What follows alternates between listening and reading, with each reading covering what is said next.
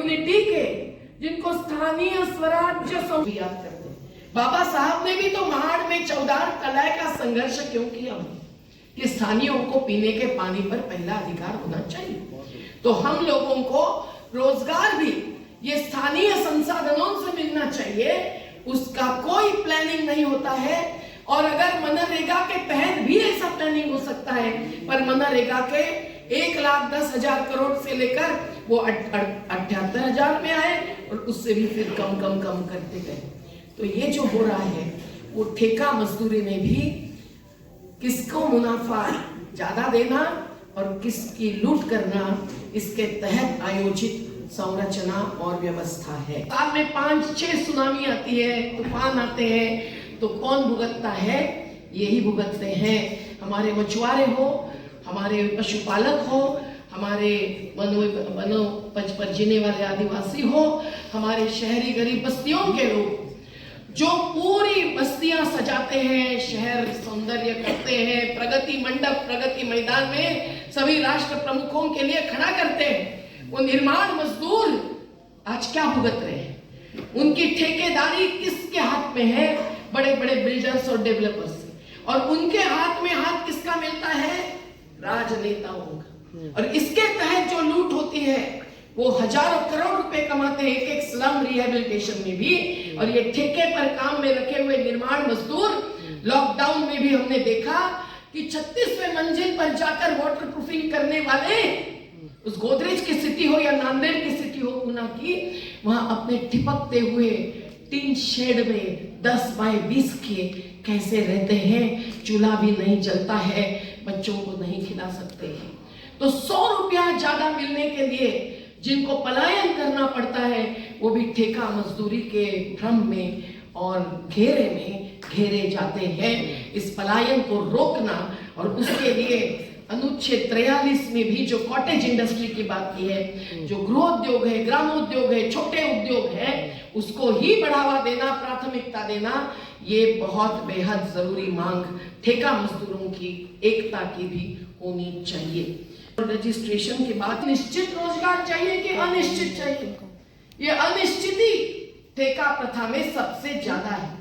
और अभी अगर 29 कानून 44 राष्ट्रीय श्रम कानूनों में से जो वापस लेने की साजिश चल रही है, हाँ 2024 तक शायद रुके होंगे, वो डर रहे हैं क्योंकि असंगठित जिनको कहा जाता है वो असंगठित नहीं है, वो असुरक्षित है। और उनकी संख्या अभी तो हमारे हिसाब से 95% से ज्यादा हो गई। 2008 में ऑस्कर फर्नांडिस जैसे श्रम मंत्री थे, तो हम उनके साथ बैठकर अधिकारियों को बिठाकर 2008 के कानून के ड्राफ्टिंग में लग गए, फेरीवाला कानून के ड्राफ्टिंग में लग गए। कुमारी शैलजा थी, मीरा कुमार थी, तब की बात है। लेकिन आज ऐसे कोई मंत्रालय में दरवाजे खुले नहीं है कि जो बाहर संघर्ष करने वालों के भी साथ संघर्ष नहीं, संवाद करे और फिर उससे कुछ नतीजा निकले। देख रहे हैं कि इसी प्रकार से ये जो कानूनों में अभी वापसी के तरफ ले जा रहे हैं, जबकि किसानों के ऊपर 3 कानून थोपे थे, उनमें उसमें भी कॉन्ट्रैक्ट फार्मिंग का कानून भी था, समझ लीजिए। खेती में भी कॉन्ट्रैक्ट के आधार पर खेती चले। खुद बच्चा पढ़ा लिखा है तो क्या हुआ? कृषि विकास की तरफ नहीं बढ़ सकता है, नहीं आ सकता है। हम तो हमारे वापस आने वाले बच्चों का स्वागत करते हैं और कहते हैं आप ड्रॉप आउट्स नहीं, आप ड्रॉप इन्स हैं। आप आइए समाज के लिए कृषि ही नहीं, प्रकृति के आधार पर अपने गांव का विकास करने का, समता, सादगी, स्वावलंबन, ये 3 मूल्यों की चौखट में आप पूरा अपना जान झोंक दीजिए। अर्थ से अभी है कि जल खनिज जमीन के नीचे का, ये सब का अधिकार भी कहाँ है लोगों को जो पीढ़ियों से रहते हैं। चरागाह पर ढोर चराने वाले दलित हो, पशुपालक हो, खेत में काम करने वाले, अपना छोटा सा घर 10 बाय 15 फीट का बनाकर रहने वाले दलित, उनको कहाँ है अधिकार घर के नीचे के जमीन पर? आज हमारा घर बचाओ घर बनाओ आंदोलन चलता है मुंबई में, तो हर बिल्डर के साथ हमको लड़ना पड़ता है। ये बिल्डर को भी गरीबों के घर बनाने का ठेका सरकार देती है ना। हर राज्य में जो housing and area development authority है, और प्रधानमंत्री आवास योजना, मुख्यमंत्री आवास योजना 1.5 लाख देती है, जो 10 लाख के बिना ठेकेदार घर नहीं बनाता।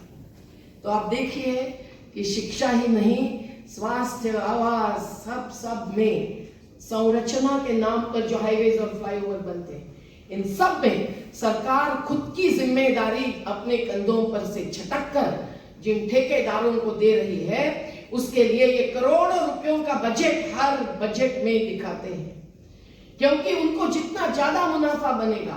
और 2 बजट्स के बीच में उनके पक्ष में कानून बदलते हैं। 3 मिनट में संसद में कानून बदलता है।